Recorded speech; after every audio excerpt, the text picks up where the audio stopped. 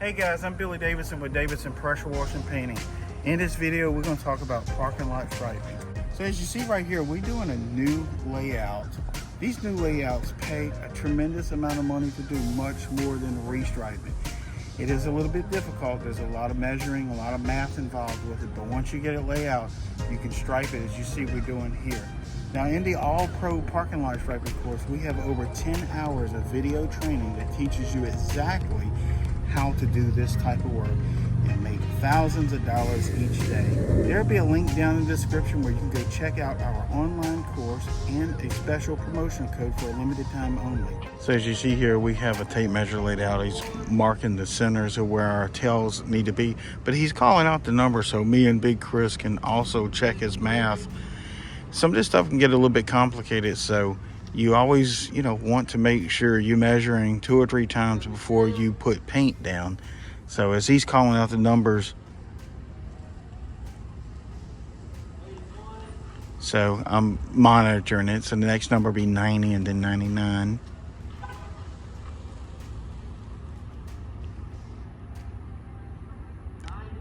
Okay, he's at 90. The last one on this one should be 99. Now what he's going to do is walk them back down and count them backwards.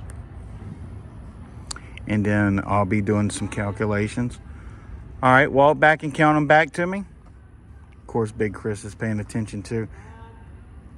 90, 81. This is real important that this is done right. 54, 45. If we're off 2 inches here, 37, 300 feet away, it could be off about 9 feet. 9. Perfect. All right, so let's drag it on down. So guys, that's kind of how we do in our layout. Whenever you're doing these numbers like this, it all can get a bit overwhelming, but the pay makes it so much worth it. And then if you got a helper and they understand the layout procedures, they can be checking you and you can be checking them. I've seen some people put down some wrong lines more than once. So now, and also I got this. I particularly don't like to use the 300-foot tape measure on this because you can get a little bit out of whack with it. And like I said, down there, that'd be 8 feet, on a 350-foot run. So we like to use a little bit smaller measuring device. This is 100-foot. And that allows us to have smaller increments. That way, if we have a mess up, we know we have only a 100-foot segment where we may have to make some adjustments. And it kind of lets us check it and double check it as we go in smaller bite sizes, if you will. Now, we have done the 300-foot, and, it does make it a little bit quicker. But if you have a little mess up somewhere in the middle, you don't know where it was. So that's why we like to kind of use a little bit of a shorter tape measure.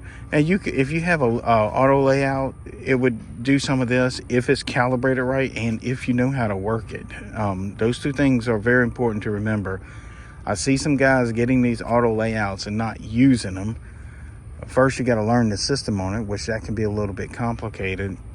And also, you got to know when it's making a mistake, because it's a computer and it can make a mistake for sure, especially if the wrong parameters are entered into that auto layout. So I teach my guys kind of do it the old-fashioned way. That way, they know how to do it with and without the auto layout, because like everything, sometimes things break down. What's your next number? What you got, Jacob? 99. All right, count them backwards. 90. So 81. with everything, sometimes those auto layouts fail. 54. 45. 36.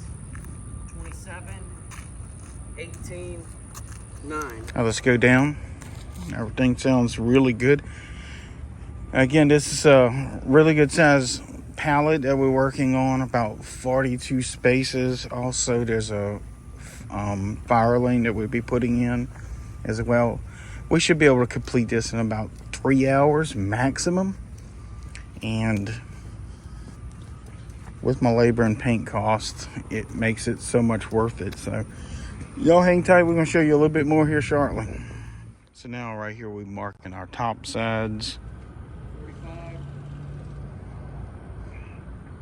Now in this industry, it was kind of backwards. The top side would be where the bumper goes, and the lower end will be down there, or the tail ends is what we always call it. But it's just the way we actually stripe the line, the physical way we push the line, the machine down the line. But actually, it's the way the car parks. It would make it be considered backwards. But at any rate, he's calling out the numbers. 99's next. Then he's gonna walk them back down, and see what the numbers are.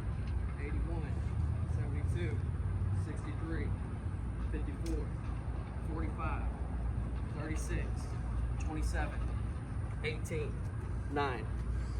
All right, let's move on down. So all those numbers sounded right on line.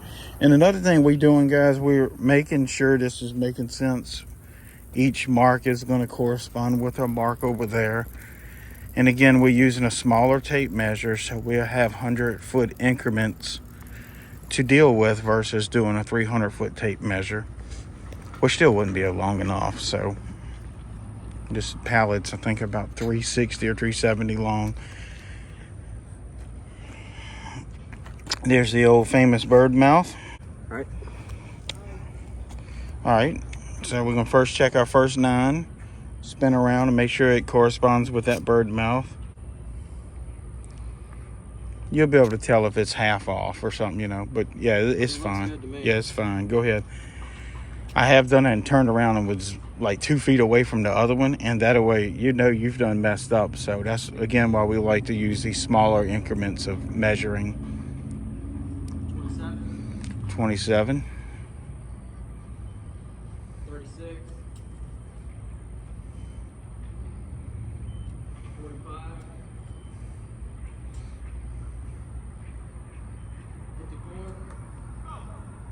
54,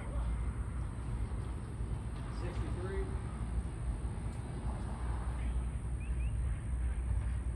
72, 81,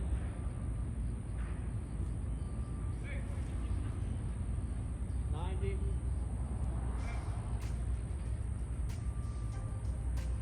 99, 90, 81, 72, 63, 54, 45, 36, 27, 18, 9. All right, there we go. So we're gonna do our next section, guys, and we're gonna show y'all some more about popping the lines. So here we are, just popping our lines. A lot of guys, when they pop in lines, they don't pull this up hard enough. So we got it nice and taut. Just grab it about knee high and pop it. That's about a 150-pound test on that line. You'd almost hang from it. So, you know, we have broken before, so you don't want to get super crazy with it, but don't be afraid to go ahead and pull it tight, because that can really mess you up when you're striping.